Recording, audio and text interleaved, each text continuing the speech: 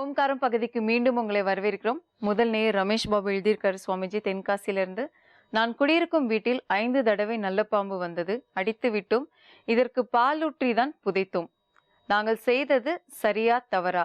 இனிமே பாம்பு வந்தால் அடிக்கலாமா கூடாதா? இதற்கான பரிகாரம் என்ன அப்படின்றத கேட்டிருக்காங்க சுவாமிஜி. இந்த நல்ல பாம்பு வந்தா நம்ம அடிக்கலாமா கூடாதா? இல்ல வந்ததுக்கு அப்புறம் நம்ம அதை என்ன சுவாமிஜி பண்ணணும்? இப்போ கேட்டவர் வீட்டில் ஏதாவது தோஷம் இருக்கான்னு சப்தரிஷி வாக்கிய ரீதியாக பார்த்துடலாம். இந்த நல்ல பாம்பு விஷயத்தை பொதுவாக எல்லாருக்கும் எப்படி நல்ல பாம்பு, சாரப்பாம்பு, கட்டு விரியன், கண்ணாடி விரியன் நிறைய இருக்குது. அதை பற்றியும் நம்ம இப்போ பார்த்துடலாம்.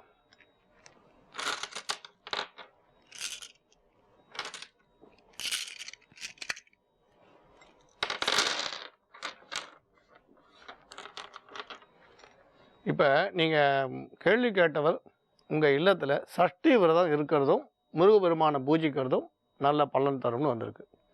சஷ்டி விரதம் இருக்கிறதும் முருகபெருமானை பூஜிக்கிறதும் நல்ல பலன் தரும். கருடக்கிழங்குன்னு கிடைக்கும். இந்த கருடக்கிழங்கை பஞ்சமி அன்னைக்கு முதல்ல வீட்டில் கட்டி தொங்க விடுங்க வாசலில்.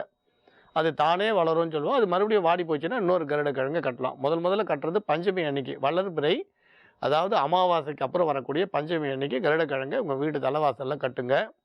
சஷ்டி விரதம் இருந்து முருகப்பெருமானை பூஜை பண்ணுவாங்க. இது உங்களுக்கு நல்ல பரிகாரமாக இருக்கும்.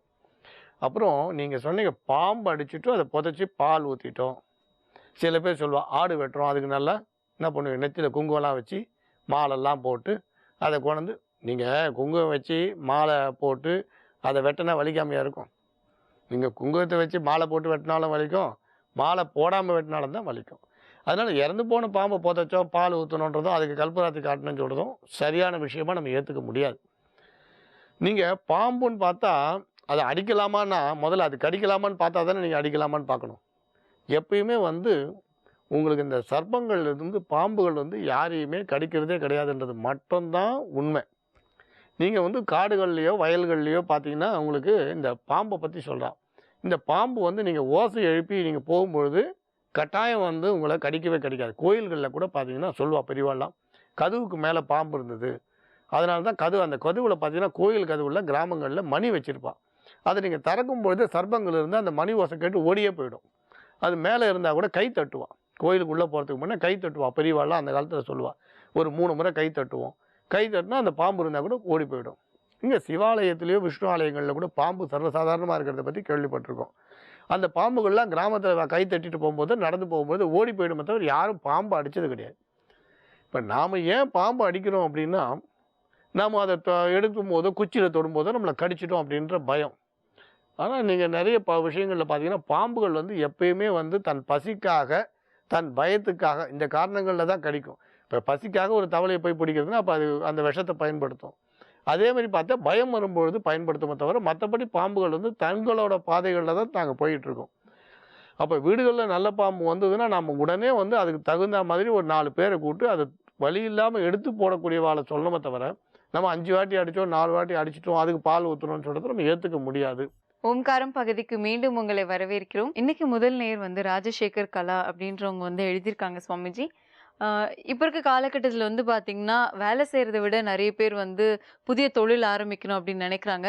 ஆனால் அந்த பட்சத்தில் பார்த்தீங்கன்னா தொழில் ஆரம்பித்தாலும் அதில் ஏதாவது தடங்கள் ஏற்பட்டுகிட்டே இருக்குது. அதில் ஏதாவது ஒரு நஷ்டம் வந்துக்கிட்டே இருக்குது. இதுலேருந்து நாங்கள் எப்படி மீள்றது, இந்த மாதிரியான பிரச்சனைகளுக்கு என்ன மாதிரியான நம்ம பரிகாரம் செய்யலாம் சுவாமிஜி? இப்போ இவருக்கு என்ன வருதுன்றதை பார்த்துடலாம். ஏற்கனவே இந்த மாதிரி கேள்வி கேட்டவாளுக்கு சில நல்ல பரிகாரங்கள் சொல்லியிருக்கோம்.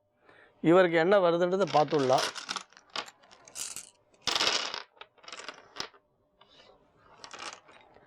இப்போ சப்தரிஷி வாக்கியப்படி இவருக்கு ஜீவனஸ்தானத்தில் அங்காரகன் பலமாக இருந்ததுனால நெருப்பு சம்பந்தமான தொழில், ஓட்டல் சம்பந்தமான தொழில் சிறப்பாக இருக்கும். ஆனால் இவரை பொறுத்த வரைக்கும் கடன் விஷயத்தில் தான் ஜாக்கிரதையாக இருக்கணும்னு சொல்லுவோம். பொதுவாக இன்னும் ஒரு 11 மாத காலம் பொறுமையாக இருந்தால் தொழில் வெற்றி இவர் கட்டாயம் உண்டு. பொதுவாக இவர் அங்காரகனுக்கு துர்க்கையோ அல்லது முருகனையோ பூஜிக்கிறது நல்லது. இப்போ சொந்த தொழில் அப்படின்னு சொல்லும் பொழுது மணி மந்திர ஔஷத லௌகிகங்கள்லாம் தெரிஞ்சு ஒரு ஜோதிடர் முழுமையாக ஜோதிடம் சொல்லணும்னு அடிக்கடி சொல்லுவோம்.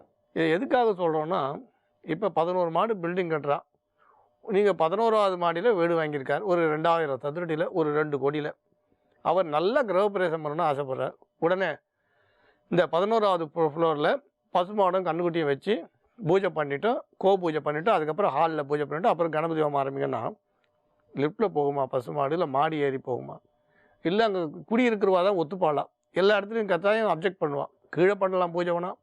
அப்போ அவர் வந்து ஹாலில் கொண்டு போய் பூஜை பண்ணுன்னு சொன்னால் நடக்காத ஒரு காரியத்தை, நடத்த முடியாத ஒரு காரியத்தை பற்றி பேசுகிறதுல பிரயோஜனம் இல்லை. அப்போ அந்த ஜோதிடருக்கு வந்து உலக ஞானமும் கொஞ்சம் வேணும்னு சொல்லுவோம். அது மாதிரி சொந்த தொழில் நாம் செய்யலாமான்னு நீங்கள் கேட்கும்பொழுது இதில் எப்படிலாம் இடைஞ்சல் வருதுன்னா, முதல்ல ஜாதக ரீதியாக நீங்கள் சொந்த தொழில் செய்ய முடியுமா அப்படின்னு பார்க்கணும். இப்போ நீங்கள் சொந்த தொழில் செய்கிறதுக்கு வாய்ப்பு இருக்குது, யோகம் இருக்குது அப்படின்னா அந்த தசா புத்திகள் இந்த நேரம் அனுகூலமாக இருக்கான்னு பார்க்கணும். ஒன்று சொந்த தொழில் செய்கிற யோகம் இருக்கான்னு பார்க்கணும். அடுத்து அதுக்கு இந்த ஜாதக ரீதியான இப்போ அந்த காலகட்டங்கள் தசா புத்தி நல்லா இருக்கா. மூணாவது தான் நம்ம கடைசியாக வந்து கோட்சாரம் எப்படி இருக்குன்னு பார்த்துக்கலாம். அப்போ உங்களுக்கு தசா புத்தி நல்லா இல்லை, 4 வருஷம் ஆகும்னா அப்போ 4 வருஷம் பொறுமையாக இருந்து அதுக்கப்புறம் தான் அந்த தொழில் சொந்த தொழில் ஆரம்பிங்கன்னு சொல்லணும். ஒன்று. இன்னொரு விஷயம் என்னென்னா, இப்போ ஒருத்தருக்கு வந்து ஒரு சொந்த தொழில் ஹோட்டல் தொழில் செய்யலான்னு வந்திருக்கு. ஆனால் அவர் வந்து அவரோட ஜாதக யோகம் எவ்வளோ இருக்குன்னு பார்க்கணும். நீங்கள் 10 கோடி லோன் வாங்கி செய்யுங்கன்னா 10 கோடி லோன் வாங்கி தொழில் செய்யக்கூடிய அளவுக்கு அவருக்கு ஜாதகத்தில் பலம் இருக்கணும்.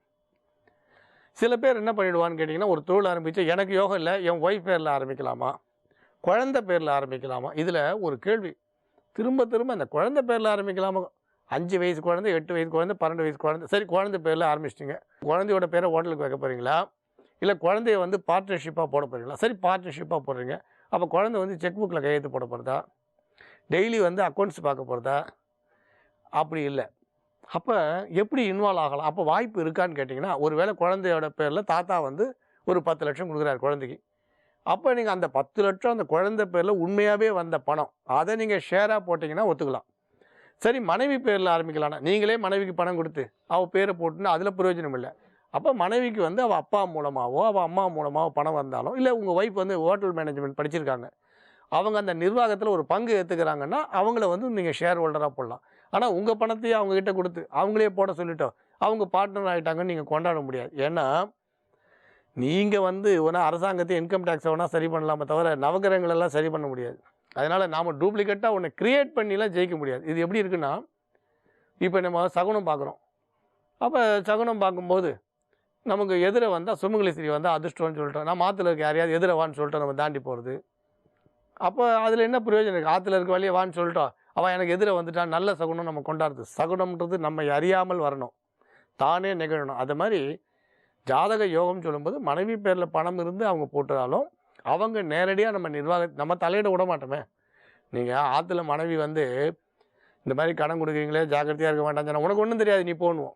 கடைசியில் பார்த்தா உங்கள் ஒய்ஃப் வந்து MBA படிச்சிருப்பாங்க, ஹோட்டல் மேனேஜ்மெண்ட் படிச்சிருப்பாங்க, உனக்கு ஒன்றும் தெரியாதுன்னு. அவள் ஹெச்ஆராக இருப்பாள், வேலைக்காரனை உனக்கு வேலை வாங்க தெரியாதுன்னு. ஏன்னா மனைவின்ற ஸ்தானம் வந்தவுடனே நம்ம அதை ஒத்துக்கிறது இல்லை. ஆனால் பேருக்காக நவகிரகங்களை ஏமாற்ற முடியாது. அதனால் அந்த மாதிரிலாம் இன்டைரக்டாக பண்ணக்கூடாது. அடுத்து தெரியாத தொழிலை செய்யும் பொழுது ஜாதகத்தில் அதுக்கு பூரண பலம் கட்டாயம் இருக்கணும். உங்களுக்கு தெரியாத ஒரு தொழிலை செய்யும் பொழுது ஜாதகத்தில் கட்டாயம் அந்த பலம் வந்து பரிபூர்ணமாக இருக்கணும். அது இல்லைன்னா ஜெயிக்கிறது வந்து ரொம்ப ரொம்ப கஷ்டமாக போயிடும். தெரியாத தொழில் அப்படின்னு சொன்னீங்கன்னா அது சாதாரண தொழிலாக கூட இருக்கலாம், ஒரு ஆட்டு ரோமத்தை வாங்கி விற்கிற தொழிலாக இருக்கலாம், கம்பளி தொழிலாக கூட இருக்கலாம். அதை தெரிஞ்சவங்களுக்கு வேறு, தெரியாதவங்களுக்கு வேறு. இன்னொரு விஷயம் ஸ்பெக்குலேஷன். கட்டாயம் ஜாதகத்தில் சர்வ ஜாக்கிரதையாக பார்க்க வேண்டிய விஷயம் இந்த ஸ்பெக்குலேஷன்ற வார்த்தை. எதெல்லாம் ஸ்பெக்குலேஷன்? 1 ரூபாயை மூலதனம் போட்டு 100 ரூபாய் சம்பாதிக்கக்கூடிய எல்லாத்தையும் நம்ம ஸ்பெக்குலேஷனாக எடுத்துக்கலாம். ஷேர் மார்க்கெட், இப்போ ஒரு 10 ரூபாய்க்கு ஒரு ஸ்டீல் கம்பெனி ஷேர் போடுறா, அது 10 ரூபா வாங்கினா அது 100 ரூபா ஆகுது, 1000 ரூபா ஆகுது, அது ஸ்பெக்குலேஷன். ஆன்லைன் வர்த்தகம், இப்போ நீங்கள் மொத்தமாக வாங்கிட்டீங்க, ஒரு 300 ரூபாய்க்கு ஒரு துணி வாங்குறீங்க, ஆன்லைனில் நீங்கள் 1000 ரூபாய்க்கு விற்கிறீங்க ஏதோ ஒரு வெளிநாட்டுக்கு, உங்களுக்கு அதிக 1க்கு 4 பங்கு 5 பங்கு, அப்போ நீங்கள் 100% போட்டிங்கன்னா 200%, 300% வரும். 300 ரூபா துணியை 330 ரூபாய்க்கு விற்றா 10%, 600 ரூபாய்க்கு விற்றா 100%, 1000 ரூபாய்க்கு விற்றா 250%.